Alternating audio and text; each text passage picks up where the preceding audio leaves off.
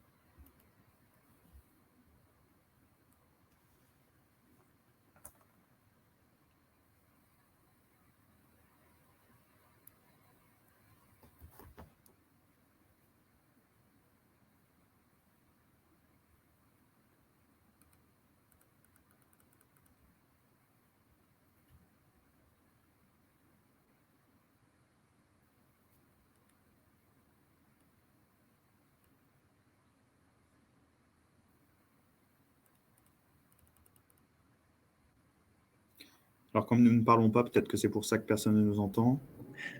C'est peut-être la raison aussi. Sinon, je vous invite à accepter lorsque vous vous connectez, donc le son directement dans la petite pop-up qui va s'afficher. Et ça vous évitera d'avoir des petits problèmes. OK. Il est 11h02. Je vous propose de commencer. Donc pour les derniers arrivants, de nouveau, bonjour à tous. Aujourd'hui, nous sommes avec François et Damien, respectivement de Constellium et Sodebo. Je suis Ben de Workfor et aujourd'hui, l'enjeu est donc de parcourir un petit peu quelques questions qui nous accompagnent au quotidien dans le secteur du recrutement, à savoir le sujet de la pénurie de talent et tout ce qui vient avec. Et aujourd'hui, nous choisissons de voir les choses sous l'angle où il ne serait pas temps de changer notre façon de recruter pour correspondre finalement aux usages des candidats dans un contexte qui évolue. Aujourd'hui, donc je vous le disais, nous sommes accompagnés de Damien Baudry, DRH de Constellium, Frédéric François Breu, DRH de Sodebo, et pour ma part, donc Benjamin Cauchois. Je vais laisser Damien et Frédéric se présenter et puis je prendrai le relais ensuite. Frédéric, à vous l'honneur. Tiens, je viens de me rendre compte d'ailleurs que mon prénom est à l'envers. Je n'avais pas fait gaffe tout à l'heure. C'est François Frédéric. Je ne suis pas chanteur dans mes heures perdues. Donc, François Frédéric, donc DRH du groupe Sodebo. Donc, Sodebo, c'est un groupe dans le traiteur frais, donc leader de son secteur depuis presque 50 ans, donc 3000 collaborateurs au sud de Nantes, donc à Montaigu-Vendée. Et donc, l'essentiel de nos activités basées en France. Merci François. Damien. Damien, donc DRH de Constellium. Constellium, c'est un acteur mondial dans le développement et la transformation de produits en aluminium pour des grands secteurs comme l'aéronautique, le spatial, l'automobile, l'emballage alimentaire, choses comme ça. Vous en achetez quand vous buvez des canettes, par exemple. Je ne donnerai pas de marque, mais bon, voilà, vous utilisez de l'aluminium. C'est une entreprise qui a 27 sites dans le monde.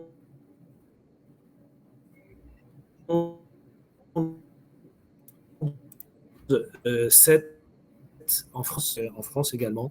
Et donc, beaucoup de sujets autour du recrutement. Merci Damien. Donc, pour ma part, donc, je suis Ben Cauchoir, je suis en charge des sujets commerciaux et opérations chez Workfor.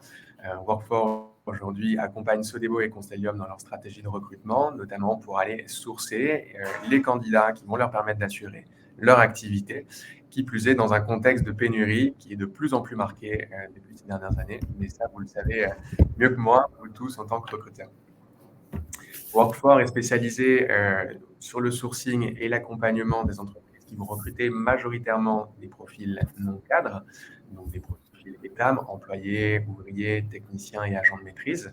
Et nous existons depuis 12 ans maintenant et nous accompagnons plus de 400 références en Europe et aux États-Unis. Aujourd'hui, nous allons revenir donc d'une part sur le contexte aujourd'hui d'un point de vue recrutement, puisqu'il est relativement singulier, assez nouveau et de plus en plus complexe. Et puis, ce sera l'occasion de vous présenter les chiffres qui sont issus d'une enquête que nous menons annuellement avec les équipes marketing de Workfor auprès des candidats pour vous partager les différents apprentissages que nous avons pu faire dans le cadre de cette enquête. Ce sera le moment aussi où François et Damien nous partageront leurs différentes expertises et expériences de ces différents sujets. Et puis, bien évidemment, un moment d'échange pour conclure et surtout pour répondre à vos questions, si vous en avez. Encore une fois, n'hésitez pas au cours du webinaire à poser vos questions. Nous prendrons le temps d'y répondre avec grand plaisir. Aujourd'hui, donc, nous parlons de pénurie de talent. Qu'est-ce qu'une pénurie de talent? Finalement, c'est d'une part une rareté des compétences. Aujourd'hui, vous avez de nombreux individus qui vont pouvoir être disponibles sur le marché de l'emploi, néanmoins qui n'ont pas les compétences requises pour venir satisfaire vos embauches.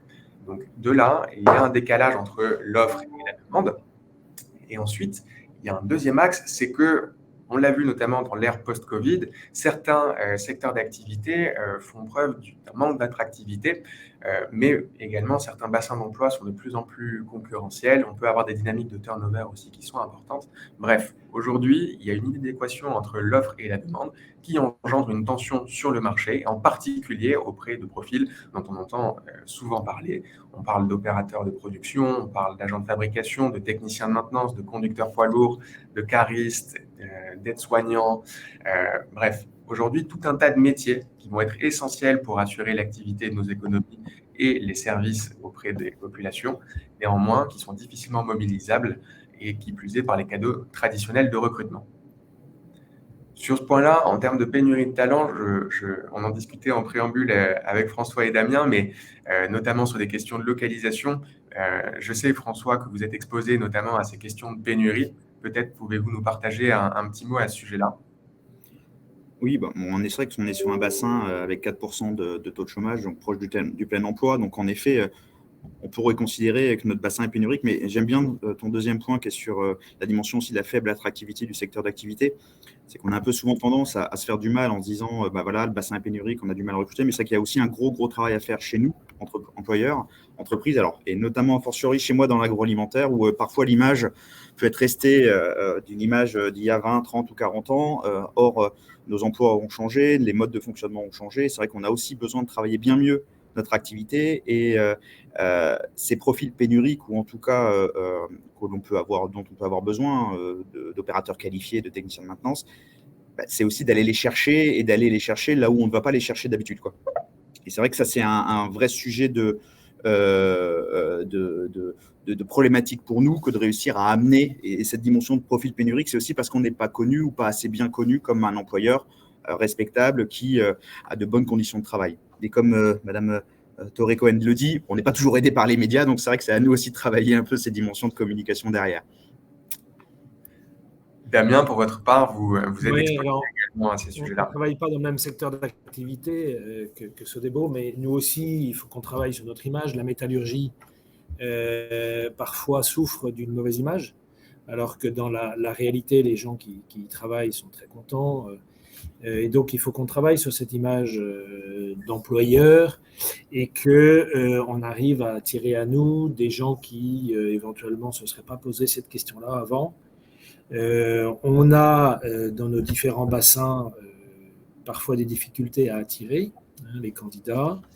Et puis, comme tu l'as dit, il y a des compétences qui sont rares. Et là, quels que soient les secteurs, on a parlé de la maintenance, évidemment, les métiers de l'ingénierie, mais malgré tout, même sur des fonctions support un peu plus courantes, où jusque-là, on se disait qu'on trouvait tous les candidats qu'on voulait, ça devient difficile dans les métiers de la finance, métiers des RH. C'est difficile également dans ces métiers-là parce qu'on n'a pas toutes les candidatures qu'on souhaiterait. Donc, on va le voir, c'est difficile, c'est vrai, mais c'est pas impossible pour autant de trouver des candidats. Et c'est ce que nous sommes allés voir auprès des principaux intéressés pour comprendre aujourd'hui ce qu'ils attendent de la part des entreprises, ce qu'ils attendent aussi en termes d'expérience utilisateurs pour pouvoir justement rencontrer des recruteurs. Notre enquête s'appuie sur un échantillon de 740 individus. On a procédé aujourd'hui dans le cadre d'une étude quantitative. L'enquête aujourd'hui fait une 25 pages approximativement avec nombre d'informations intéressantes et nous vous la ferons parvenir à l'issue. Je ne sais pas s'il n'y a que moi qui ai perdu Ben ou... Non, moi c'est bon. Est-ce que c'est bon? Est-ce que vous m'avez bien? Oui. François, c'est bon. Ok, ça fonctionne. Cette enquête, on vous la fera parvenir à l'issue du webinaire avec l'intégralité des chiffres. Et aujourd'hui, on a choisi de se concentrer sur quelques chiffres clés qui vont faire écho à la problématique que nous abordons. Donc, le point qui va nous intéresser et qui vous intéresse aujourd'hui, finalement, c'est le candidat et ses résultats en 2022. Bien évidemment, ils ont évolué et l'objectif va être de voir quelles sont ces évolutions et on va se mettre un petit peu dans les baskets des candidats pour mieux comprendre ce qu'ils attendent aujourd'hui. Et puis, vous allez pouvoir aujourd'hui, en tant que recruteur, nous partager aussi vos bonnes pratiques pour pouvoir tout simplement réaliser de meilleures performances de recrutement pour assurer une continuité dans vos activités. Le premier point que nous avons choisi de mettre en avant aujourd'hui, c'est ce qu'on va appeler l'inversion du rapport de force. C'est que, d'une part, il va y avoir un enjeu pour trouver des candidatures. Damien et François le disaient juste à l'instant, il y a un vrai enjeu aujourd'hui d'attractivité, mais il n'est pas impossible d'attirer des profils. Or, une fois qu'une candidature est soumise, on le voit souvent, et notamment dans le cadre de posts LinkedIn, où les recruteurs partagent leur expérience, mais il peut être difficile de contacter avec beaucoup de réactivité les candidats. Or, nous le constatons dans le cadre de cette enquête, aujourd'hui, un candidat, s'il n'a pas de réponse, s'il n'a pas de contact en moins d'une semaine de la part de l'entreprise avec laquelle il a souhaité rentrer en contact, 60% ne considèrent plus l'offre d'emploi au bout d'une semaine. Donc, cette statistique, aujourd'hui, elle est assez intéressante pour une raison particulière, c'est que des profils, vous allez pouvoir en sourcer, mais derrière, il faut être également en mesure d'exploiter ces profils avec une grande réactivité. François, vous avez adopté chez Sodebo un nouveau processus de recrutement.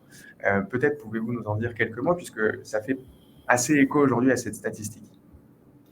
Oui, alors je dirais même que pour le coup, je ne sais pas si mes équipes m'écoutent, mais on est même un peu plus challenging, puisqu'on s'est rendu compte que sur les métiers même de la production, c'est dans la journée ou les 2 à 3 jours qu'on peut même perdre aussi les candidats. Donc, on a un véritable enjeu que de très rapidement créer le lien avec eux. Et donc, on a suivi, maintenant, on a un indicateur de lead time entre le moment où on a reçu la candidature et le moment où on l'appelle, avec l'objectif de les contacter dans la journée pour pouvoir faire une préqualification. Et on le verra, je pense, tout à l'heure, dans tout le processus de recrutement, aussi de réduire ce processus de recrutement pour prendre des décisions plus rapidement et très rapidement créer le lien avec le candidat. Et donc, là où même 60% des candidats au bout d'une semaine, même c'est vrai qu'on le voit pour les cadres, là, je crois que l'étude est sur les non-cadres, mais on voit aussi que c'est même le cas aussi maintenant pour les cadres où l'attente pour avoir même une première réponse devient presque dans les 2 ou 3 jours. Parfois, j'ai même des contacts auprès de LinkedIn de candidats qui ont postulé sur notre site emploi et qui me demandent comment ça se fait qu'au bout de 2 jours, je n'ai pas eu de retour. Donc, on a en effet à bien plus s'améliorer là-dessus et on suit maintenant ça en indicateur et en management visuel pour pouvoir être sûr de répondre rapidement aux candidats de manière pertinente. Et donc, on s'est organisé aussi au niveau de la fonction RH pour pouvoir le faire. Dans votre contexte, aujourd'hui, est-ce que c'est… Ok, si j'ai bien compris, donc la question, elle tourne autour des moyens qu'on a mis pour être en mesure de répondre aux sollicitations des candidats qui aujourd'hui ont vraiment besoin de notre part de la réactivité, une réponse rapide, et être capable de donner, de faire un retour rapide à leur sollicitation. Donc, c'est quelque chose qui nous a remis en question dans nos entreprises, parce que effectivement, on n'avait pas cette habitude-là. Là, on a vu l'accélération après la crise du Covid. Les gens ont vraiment besoin qu'on réponde rapidement à leurs demandes. Donc, dans notre entreprise, on s'est équipé également en mettant plus de ressources pour être capable de répondre de manière réactive. Il a fallu changer un peu nos habitudes, mettre quelqu'un qui tous les jours regarde les retours et puisse les contacter par téléphone. On a appris aussi à travailler différemment. Et c'est ça ce qui devrait petit à petit nous permettre effectivement d'avoir cette possibilité d'être en contact avec des candidats qui jusque-là, qu'on aurait pu perdre. Voilà, Il y a une question dans le... je vous rends la parole. Merci Damien. Il y a une question dans le chat pour vous François. Cécile nous demande combien de personnes travaillent sur le recrutement au sein de votre service pour pouvoir justement assurer cette réactivité. C'est une bonne question, parce que c'est vrai qu'il faut assurer une présence. Alors, à date, moi, j'ai 3 personnes qui sont sur le recrutement, une sur les fonctions plutôt siège et puis 2 sur les fonctions plutôt production, maintenance, avec un alternant. Et l'idée est de continuer à staffer un peu l'organisation en ayant 2 personnes de plus dans les prochains mois. Mais à cela, du coup, on a embauché 140 CDI depuis le début de l'année, que ce soit sur le siège, sur les fonctions siège ou sur les fonctions de production. Pour vous donner aussi une comparaison par rapport au nombre de personnes qu'on peut mettre en face du nombre d'embauches. Mais l'objectif, c'est d'en embaucher 300. Donc, c'est pour ça aussi qu'on va staffer de manière un peu plus conséquente l'équipe, et que j'ai réorienté très, très fortement en créant des postes de chargé de recrutement, mais qui vont même maintenant piloter du sourcing de manière beaucoup plus forte que ce qu'ils pouvaient faire auparavant. Là où avant, on gérait des relations avec des agences d'emploi ou des cabinets de recrutement. Là, on internalise beaucoup plus ces choses-là. Alors, une deuxième question intéressante également. Combien de temps dure le process de recrutement dans vos entreprises, messieurs?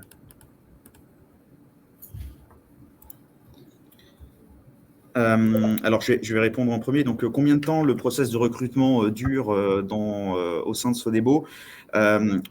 Pour nous, pour les métiers de la production, c'est maximum une semaine entre le moment où on a reçu la candidature. L'objectif, c'est qu'il soit vu dans la semaine en session d'entretien individuel et derrière avec la proposition le soir même ou le lendemain. Donc, on est dans ce processus-là. Pour les cadres, ça peut être un petit peu plus long, mais l'objectif étant qu'on ait 2 phases à chaque fois maximum. Une phase de pré-entretien premier entretien avec le manager et le RH concerné. Et le cas échéant, il revient une deuxième fois où la première phase s'est faite en visio. Il vient une deuxième fois pour cette fois visiter le site, appréhender un peu l'univers, rencontrer les éventuels collègues ou membres de l'équipe et le N+2. Maximum 2 entretiens, enfin 2 phases d'entretien à chaque fois. Et pour les opérateurs, un seul. D'accord. Donc, la réactivité est vraiment aujourd'hui au... Oui, chez nous aussi, donc le temps de recrutement et le processus de recrutement dépendent de la qualification du candidat et du poste sur lequel on recrute. On a évidemment essayé d'accélérer le processus et on répond à la demande du candidat dans les 2-3 jours pour au moins avoir un premier contact et fixer un rendez-vous. Donc, soit pour certains postes comme la maintenance, on propose aux candidats de répondre à un test en ligne, ce qui nous permet de vérifier aussi les compétences des candidats. Et une fois qu'ils ont accepté de répondre à ce test, nous les contactons pour un entretien. Et on passe au-dessus de toutes les phases CV, lettre de motivation qui du coup n'existent plus. Et grâce à ça, on peut les contacter en direct, on les rencontre. Et si effectivement il y a adéquation, on passe au recrutement très vite. On peut leur faire une offre dans les 8 ou 10 jours qui suivent le premier contact. Pour information, lors de notre enquête de l'année précédente, nous constations qu'en moyenne, un processus de recrutement prenait 3 semaines à 1 mois pour des positions non cadres. Donc aujourd'hui, l'expérience que nous partage Damien et François, eh bien, c'est que ça va beaucoup plus vite. D'une part, parce qu'il y a une nécessité dans un monde qui est beaucoup plus concurrentiel, mais également parce qu'aujourd'hui, le candidat s'attend de la part de l'entreprise à une réactivité plus importante. Donc, cette réactivité, elle est essentielle. Et pour vous partager des chiffres qu'on peut observer aujourd'hui dans le cadre de nos collaborations avec l'ensemble de nos clients, ceux qui sont les plus réactifs arrivent à transformer 5 fois plus de candidats que ceux qui ne le sont pas. Donc aujourd'hui, il y a une dimension de la qualité intrinsèque du candidat, bien évidemment, qui est à l'origine du taux de transformation, mais il y a bel et bien la réactivité qui fait la différence finalement sur tous les taux de conversion qu'on peut observer dans le cadre d'un processus de recrutement. Donc aujourd'hui, on veut vraiment mettre l'accent sur cette question de la réactivité parce qu'elle est essentielle. Et de par les questions, on voit qu'il y a une question qui sont posées. Il y a une question de ressources, bien évidemment, mais la technologie est également là pour aider et accompagner, puisque aujourd'hui, dans le cadre de notre collaboration, notamment avec François, eh bien, il y a des processus d'automatisation pour assurer une prise de contact plus rapide avec le candidat. Et de ce fait-là, la charge de travail des chargés de recrutement est diminuée, puisque composer un numéro, tomber sur un répondeur aussi, rappeler une deuxième fois, envoyer un email, et bien finalement, ce sont des tâches incompressibles et nécessaires qu'il faut réaliser. Or, si vous le faites de façon humaine, ça prend énormément de temps, qui plus est quand vous travaillez sur des volumes de recrutement qui sont conséquents. Or, la technologie peut vraiment aujourd'hui accompagner sur ces tâches qui sont chronophages et qui pour autant sont incontournables pour avancer dans le process de recrutement. Je suis assez en phase, Ben. C'est vrai que tout à l'heure, je parlais avec notre chargé de recrutement et sur la partie notamment des SMS. C'est vrai, dès qu'on prend en contact et qu'on n'arrive pas nécessairement à voir le premier, on peut envoyer un SMS directement au candidat avec le numéro de téléphone et du coup, au moins, le candidat sait vers qui se tourner et pouvoir directement recontacter les équipes. Et donc ça, c'est des petites automatisations, mais qui peuvent nous faire gagner beaucoup de temps, parce que souvent, ce sur quoi on perd du temps, c'est tout ce temps d'attendre, d'essayer de laisser un message, de rappeler ou d'échanger. Tout ce temps-là, on peut essayer de le gagner, parce que là, au moins, nous, on met une bande passante disponible avec un chargé de recrutement en charge, et puis il est en capacité de pouvoir répondre dans ces cas-là au candidat dès qu'il appelle. Tout à fait. Lisa vous a partagé un petit sondage justement sur le temps de traitement concernant, en tout cas la réactivité concernant le traitement des candidatures. N'hésitez pas à y répondre de la façon la plus honnête possible, bien évidemment, pour qu'on puisse avoir une idée et une mise en perspective aujourd'hui de la situation. Je vous propose d'avancer et de continuer. On va rester sur des questions de réactivité et de rapidité, puisque un des points qui remonte de la part des candidats, c'est qu'il y a une nécessité d'avoir des process de recrutement, y compris avant de soumettre la candidature, qui soient rapides. On vient d'une époque où nous recrutions via des candidatures avec CV, lettre de motivation, qui implique une création de compte sur un ATS, une validation dans une boucle d'email du compte, puis revenir sur l'ATS pour aller finir sa candidature. Aujourd'hui, c'est une époque qui est en train d'être révolue, et notamment pour les populations non cadres. Et vous le voyez ici, les candidats déclarent que l'obligation de fournir un CV les décourage au moment de postuler. Ils sont 40% à déclarer ça.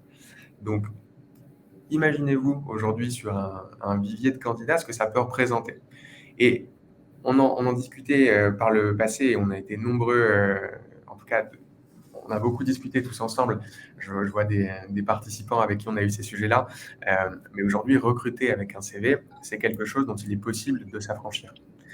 Puisque vous allez regarder des informations clés dans le CV. Vous allez regarder les expériences des individus. Vous allez vous intéresser, et notamment dans les phases de préqualification, au fait qu'il soit disponible pour venir, par exemple, travailler en 2-8, en 3-8, qu'il peut se rendre sur un site par ses propres moyens, qu'il est en mesure de travailler dans le froid et que c'est quelque chose qui fonctionne pour lui.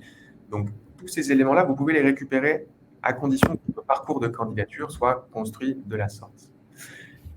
En construisant un parcours de candidature directement dans l'environnement que le candidat va choisir pour postuler, vous allez pouvoir récupérer cette information en vous affranchissant du CV.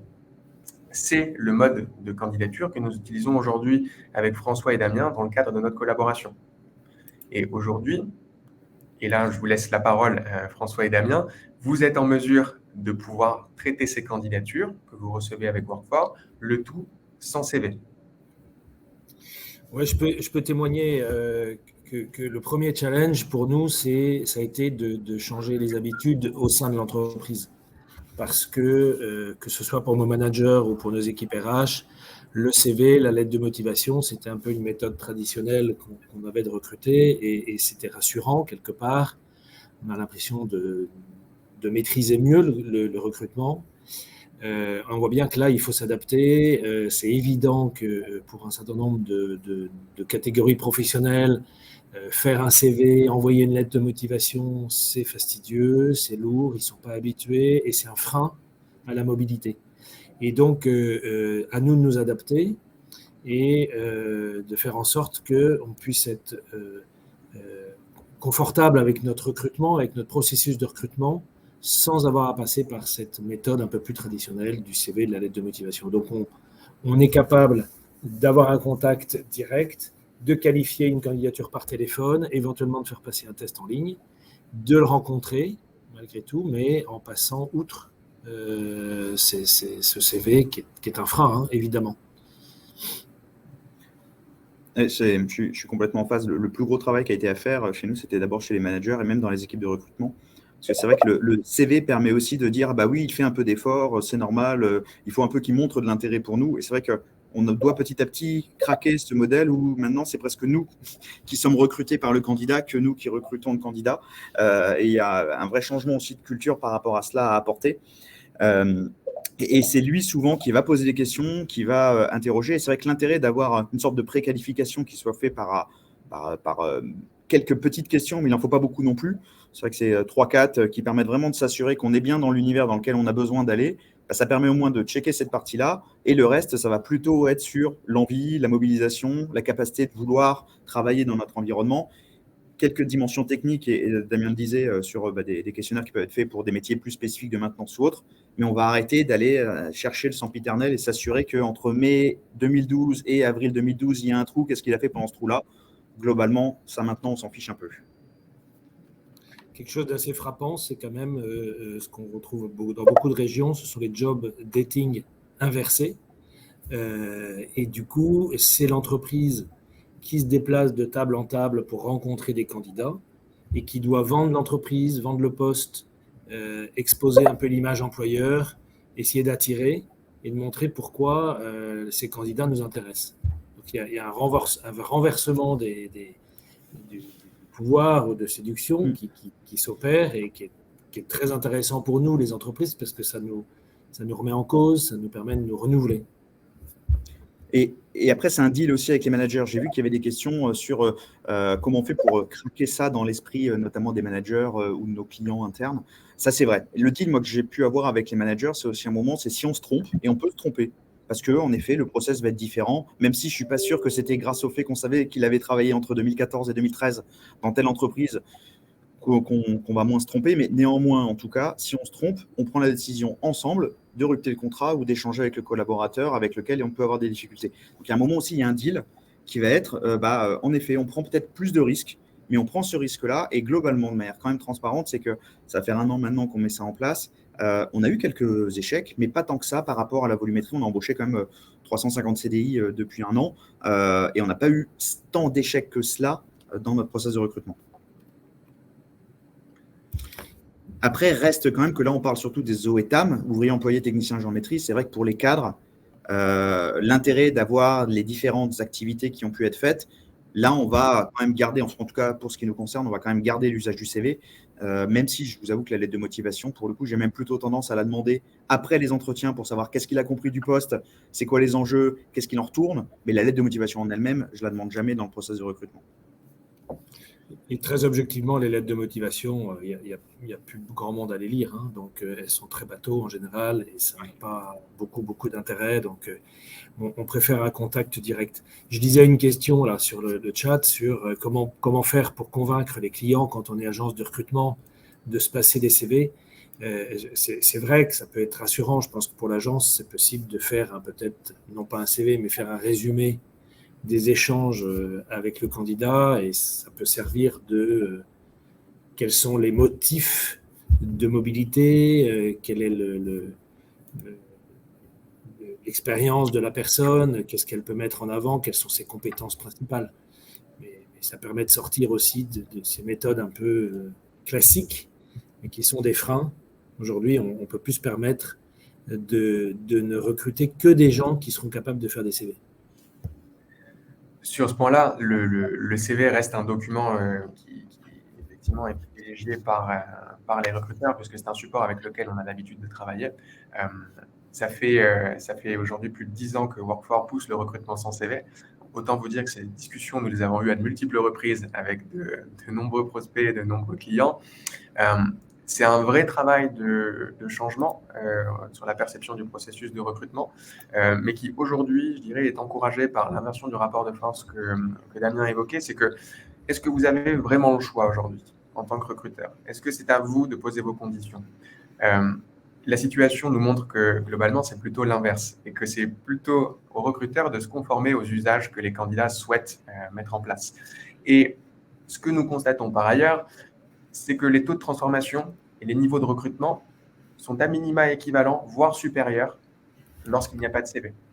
Puisque on évoque aujourd'hui la pénurie de talents, mais si vous coupez de 40% des individus, puisque vous exigez un CV dans votre processus de recrutement, vous coupez 40% du vivier qui va être accessible dans votre localisation. Et lorsque vous êtes dans des bassins qui sont en tension, encore en plus, et bien là, ça devient mission impossible de recruter. Donc, est-ce qu'on veut fixer des barrières à l'entrée pour s'assurer finalement de respecter les process que nous avions mis en place il y a des années et que nous faisons perdurer pour une raison aujourd'hui qui peut nous échapper? La question mérite d'être posée et à minima, ça mérite d'essayer quelque chose de différent peut-être dans le cadre d'une étude comparative pour mesurer les résultats in fine.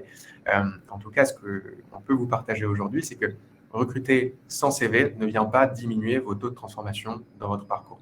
Ça vient modifier votre façon de procéder, mais certainement pas vos résultats.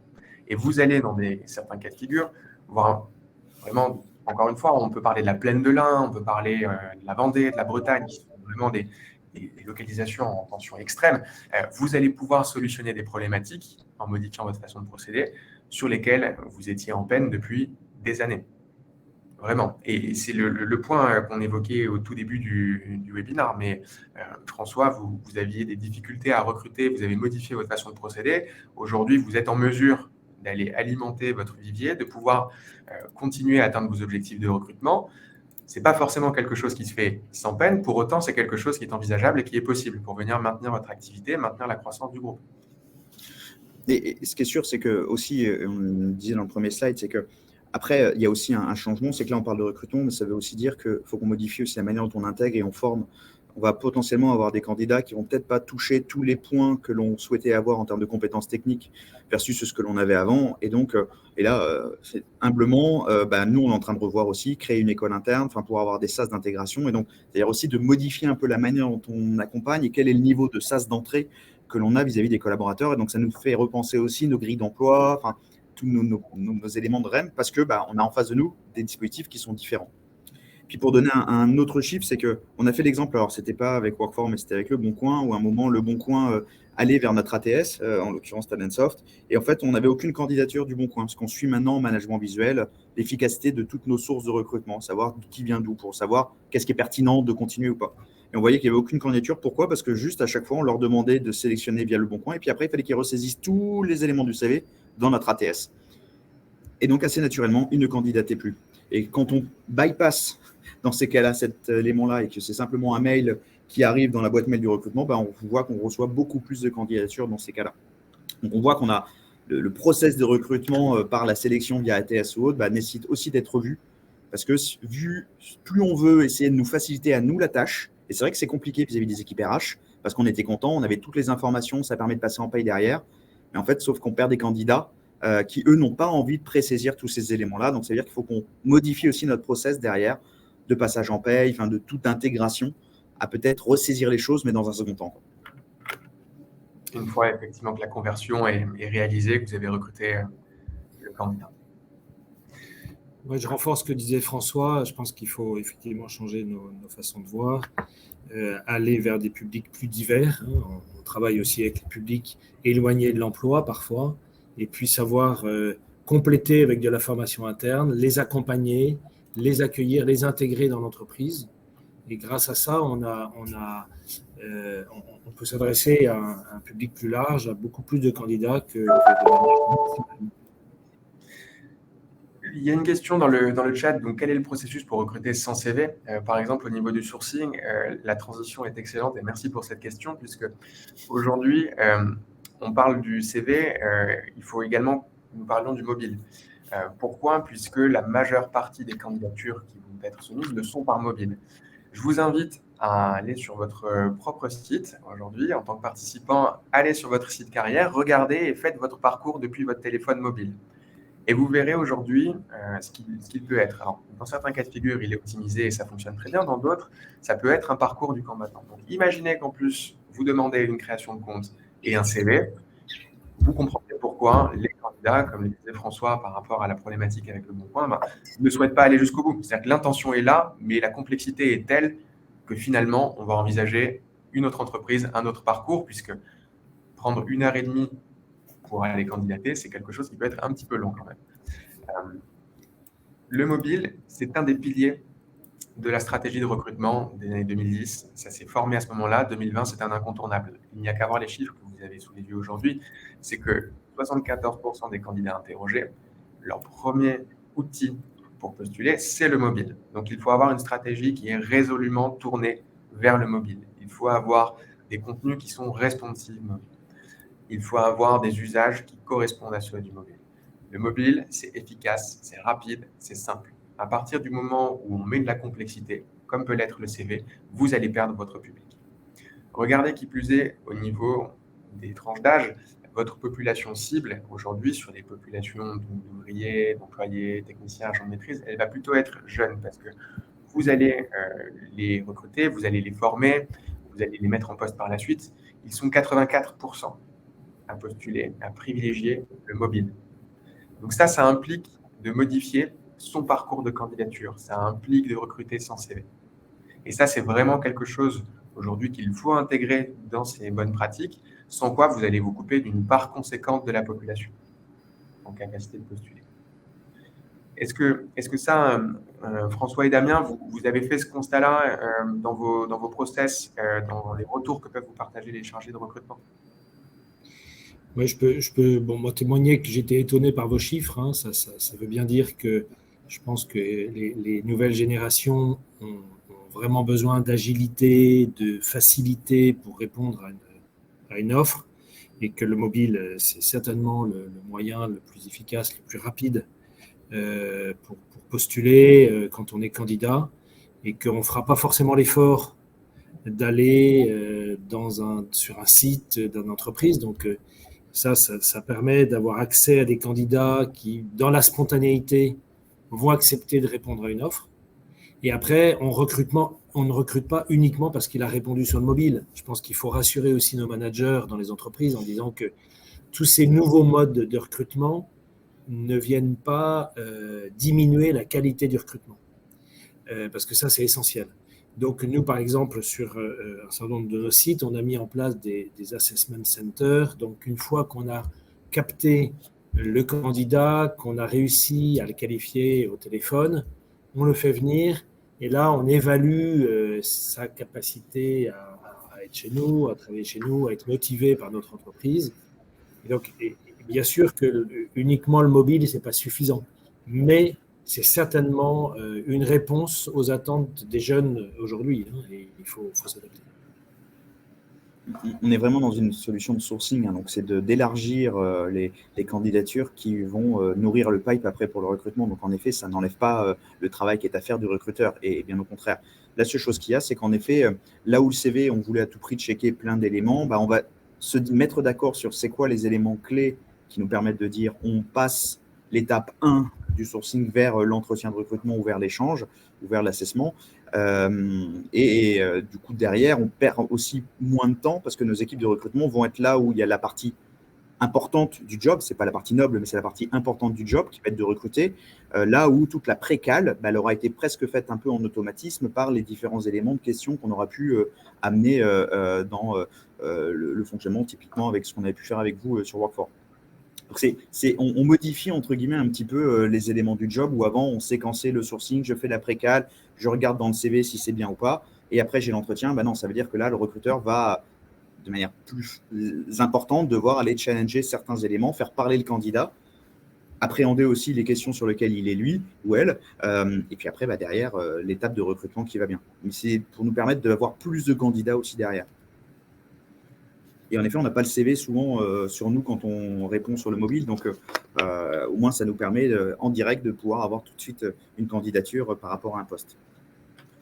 L'objectif étant de limiter les barrières à l'entrée tout en conservant un niveau de qualité suffisant pour permettre aux chargés de recrutement d'exploiter les candidatures dans un temps restreint.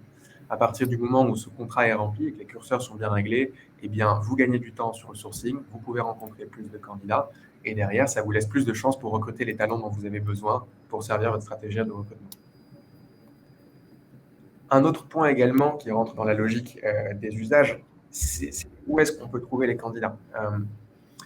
Il y a 15 ans, auriez-vous envisagé trouver des candidats sur Instagram, sur Facebook, sur LinkedIn, sur TikTok? J'aurais bien dit il y a 2 ans. Hein. La réponse est non, parce que ça n'existait pas. Il y a 2 ans encore, allez, disons qu'il y a 5 ans, je me souviens de longues discussions pour expliquer que les réseaux sociaux, ce n'était pas que de la vie privée, ce n'était pas que les photos de vacances avec ses amis ou sa famille. Aujourd'hui, c'est un levier qui devient incontournable dans la stratégie d'une part de marque employeur, mais également de sourcing. Vous le voyez sur les chiffres qui sont affichés, 94% des candidats interrogés estiment que les réseaux sociaux sont un moyen efficace dans leur recherche. Donc, il va produire des résultats par rapport à ce qu'ils attendent. 94%. De l'autre côté, vous avez la métrique de temps passé. 1h46 en moyenne. Donc, a priori, si vous voulez rencontrer des individus sur des questions d'emploi, il faut vous rendre disponible là où ils passent du temps. Dans le passé, c'était sur des petites annonces dans les journaux, si on remonte à une époque assez lointaine.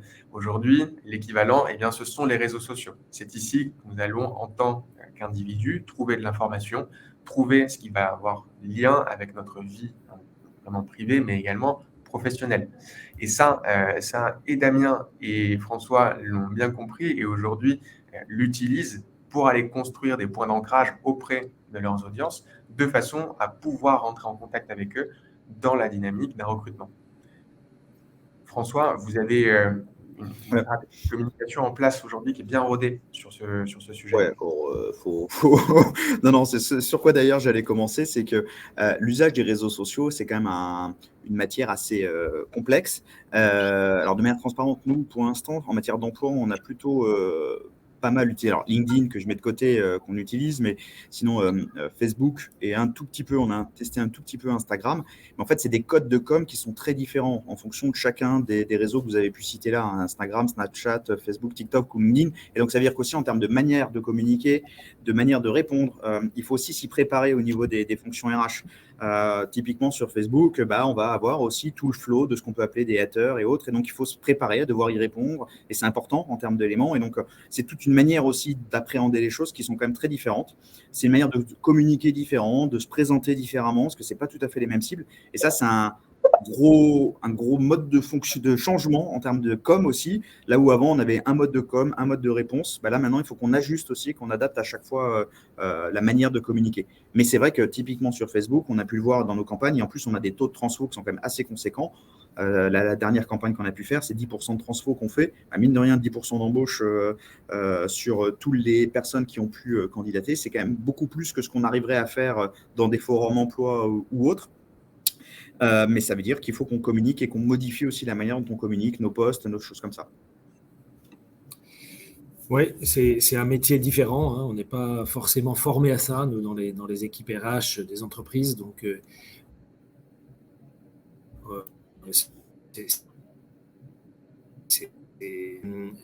on va, par exemple, pratiquer là, cet été sur 2 gros sites de production en France. On va faire de la présence pendant l'été, sans forcément poster des postes ouverts pour lesquels on recrute, mais simplement rappeler que Constellium recrute, qu'on est proche des gens, qu'on est prêt à… Voilà. C'est comme un message qui va rester présent pendant l'été pour assurer une certaine présence d'image employeur. C'est très nouveau, hein, jamais on n'aurait fait ça dans le passé. Et j'ajouterais que c'est une question d'image aussi pour l'entreprise. Je pense que les générations changent très, très, très vite. Et l'image de l'entreprise, elle est extrêmement importante. La décision de nous rejoindre, elle est prise par les jeunes de manière beaucoup plus spontanée, très affective, parfois sur des critères qui sont plus subjectifs qu'objectifs. Hein, c'est pas comme dans le temps où on posait le pour et le contre. Aujourd'hui, ça va être un élan ou une envie spontanée. Et du coup, l'image de l'entreprise est extrêmement importante. Et il faut rejoindre, je pense, les jeunes là où ils sont. Donc, cette présence, elle est absolument indispensable. Il est vrai qu'on parle de pénurie aujourd'hui, mais la pénurie, ce n'est pas forcément une fatalité. C'est-à-dire qu'aujourd'hui, il existe des moyens de réduire la pression au niveau de cette pénurie.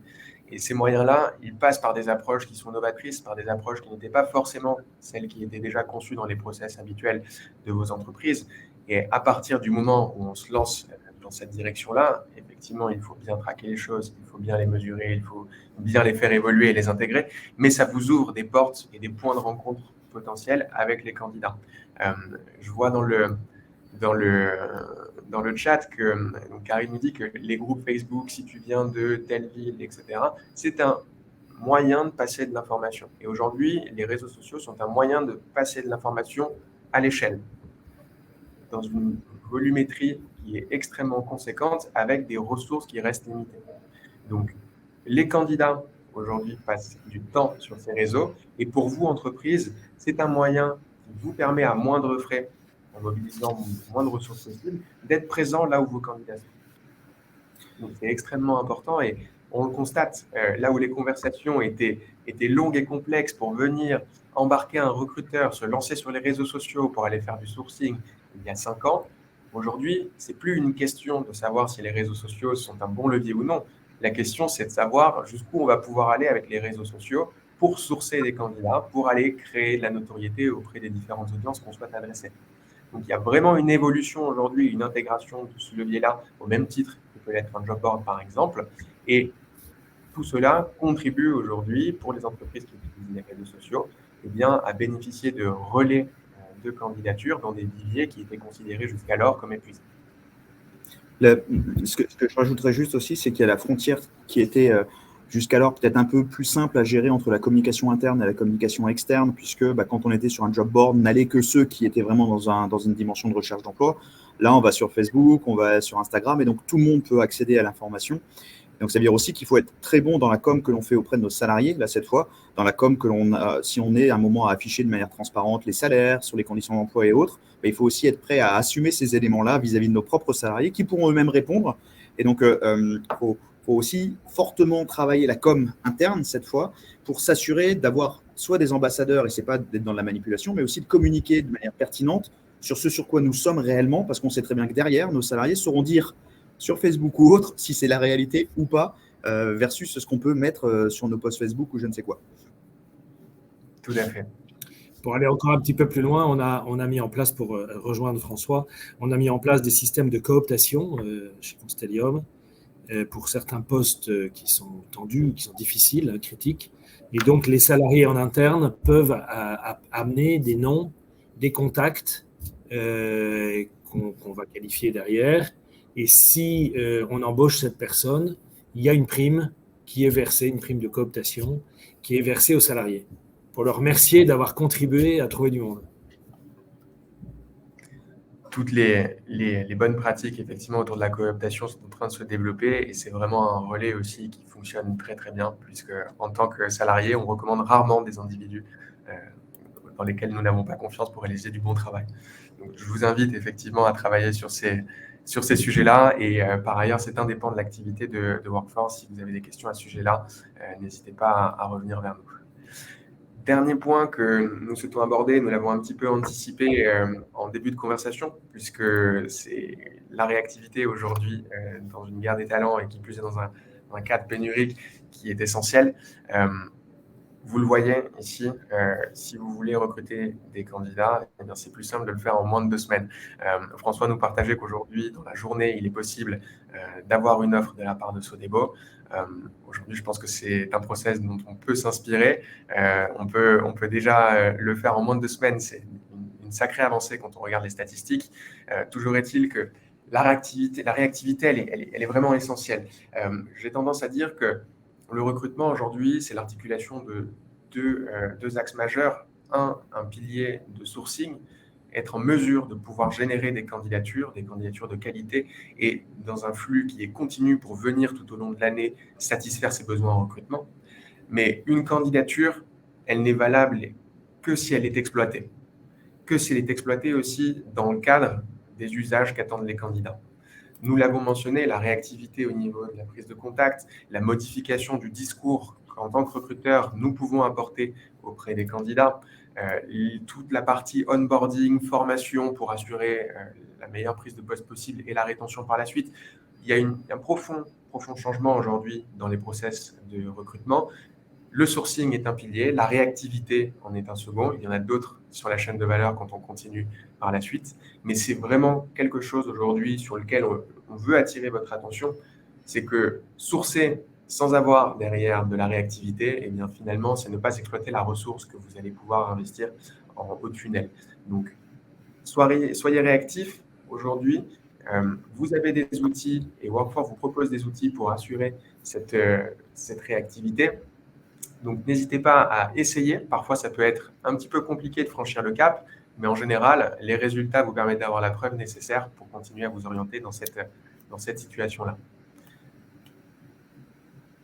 François, Damien, je vous laisse conclure sur ce point-là et nous allons basculer ensuite sur les questions. Non, enfin, oui, on l'a déjà dit, hein, je pense que la rapidité, c'est important. C'est pas si simple, hein, parce que dans nos organisations, dans nos entreprises, on n'était pas forcément, et on ne l'est pas toujours, hein, sur tous les sites, on n'est pas forcément équipé pour aller très vite. Et donc, c'est challengeant par nous, il faut qu'on s'adapte, qu'on change, qu'on accélère les processus, qu'on aille plus vite, qu'on soit plus efficace. Là, il faut reconnaître très humblement qu'on a beaucoup à progresser. Non, moi, je dirais, mon étoile du berger, c'est ça, en effet, c'est que le candidat il ait la réponse dans la journée et qu'au maximum dans la semaine, entre le moment où il a envoyé sa candidature et le moment où on lui a fait la proposition de CDI, ce soit ça. Après, en effet, c'est beaucoup d'aléas, de charges, d'éléments. Donc, c'est à chaque fois aussi de repenser qu'est-ce qui fait qu'on a pris du temps dans tel ou tel processus décisionnel, dans tel ou tel processus transactionnel, et comment on fait pour supprimer ce temps-là pour le passer vraiment sur le sujet qui mérite d'y consacrer du temps, quoi. Et donc, c'est un vrai changement de mode de fonctionnement parce que aussi, on est souvent pétri de doutes, on se pose la question qu'est-ce qui va se passer si on n'intègre pas la personne ou autre. Donc, voilà, on a à retravailler un peu ces éléments-là et notamment nos processus derrière, quoi. Et ce n'est pas tout seul, là, pour le coup, c'est surtout avec les managers qu'on leur travaille. Alors, je vois plusieurs questions également de la part de Virginie. Donc, la première, avez-vous changé votre rédaction d'offre pour vous adapter aux candidats en y intégrant le salaire et les avantages sociaux, par exemple? Oui, on ne peut plus faire les offres comme avant, hein. Donc, il faut mettre en avant nos atouts, notre différence par rapport à d'autres, chercher les points qui peuvent attirer les candidats sans mentir sur qui on est, sur ce qu'on fait, sur notre travail. Mais là encore, je pense que c'est important qu'on puisse mettre en avant un certain nombre de nos avantages. On sait que, par exemple, pour des techniciens dans les fonctions support, l'existence du télétravail ou la possibilité de télétravailler, c'est un point qui peut faire la différence. Donc, c'est des choses qu'il faut assez rapidement pouvoir expliquer ou montrer pour attirer des candidats. On doit aussi savoir répondre aux attentes des nouvelles générations, des jeunes qui veulent bosser chez nous et qui n'ont pas les mêmes exigences que dans le temps.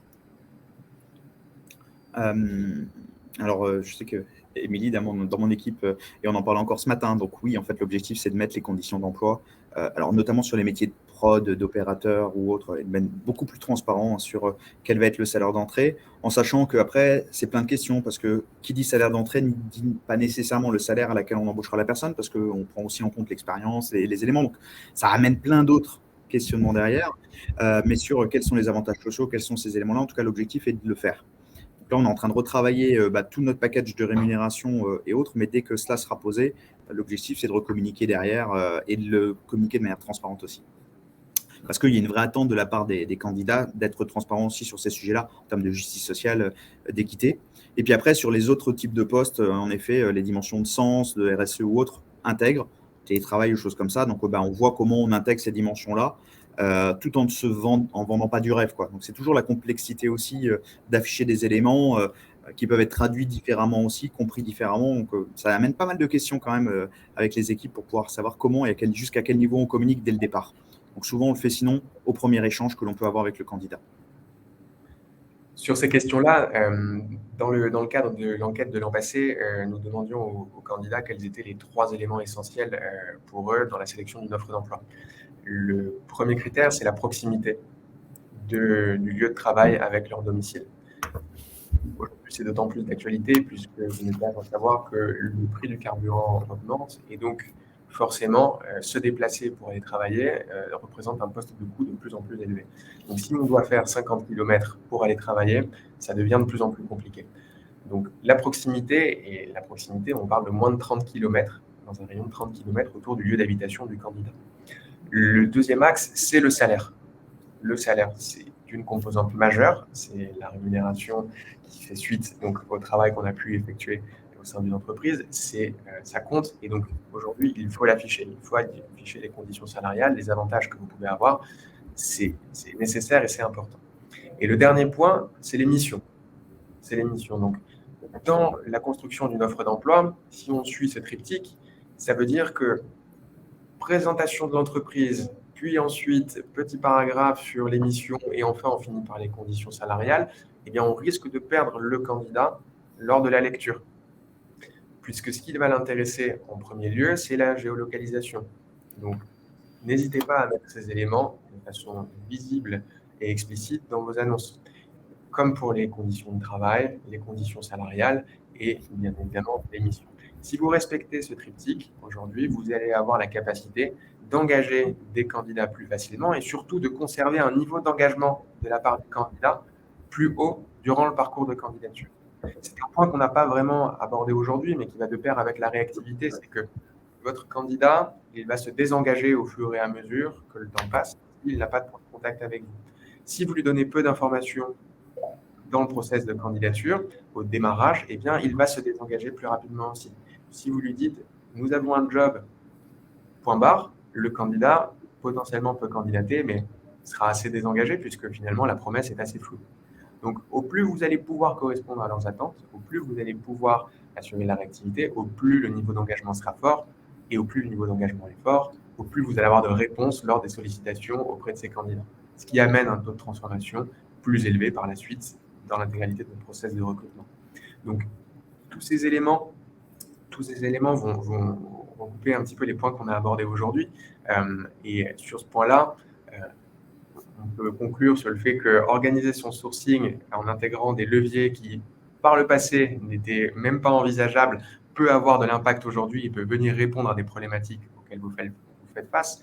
Le deuxième point, c'est que avoir des candidats, c'est bien. Avoir un traitement des candidatures efficace, c'est encore mieux. Et en combinant ces deux éléments-là, vous avez de l'instantanéité et de la fluidité, ce qui correspond d'une part aux attentes des candidats, mais aussi à vos impératifs en tant que recruteur pour aller satisfaire vos objectifs de recrutement. Sur ce point, je vois une petite question. Il va être temps d'y rentrer puisqu'on déborde sur le planning initial, mais les sources de ces enquêtes, ce sont des sources, aujourd'hui, ce sont des enquêtes que nous réalisons auprès des candidats qui ont postulé donc, sur différents canaux via Workforce, de façon à ce qu'on puisse remonter les usages et les pratiques de ces candidats. C'est une enquête que nous réalisons de façon annuelle et que Lisa pourra vous partager, celle de l'année passée et celle de cette année également, si vous le souhaitez. Je sais qu'il y avait une autre question aussi de Mme Jameau sur le job matching. Nous, on l'utilise que pour la partie localisation.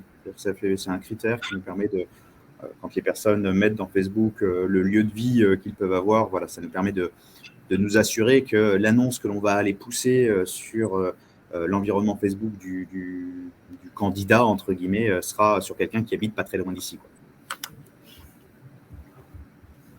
Il est temps de poser vos questions si vous en avez encore quelques-unes. Merci pour toutes celles qui ont été posées durant l'échange. Ça nous a rendu les choses plus interactives encore et plus agréables. Si vous en avez, donc n'hésitez pas.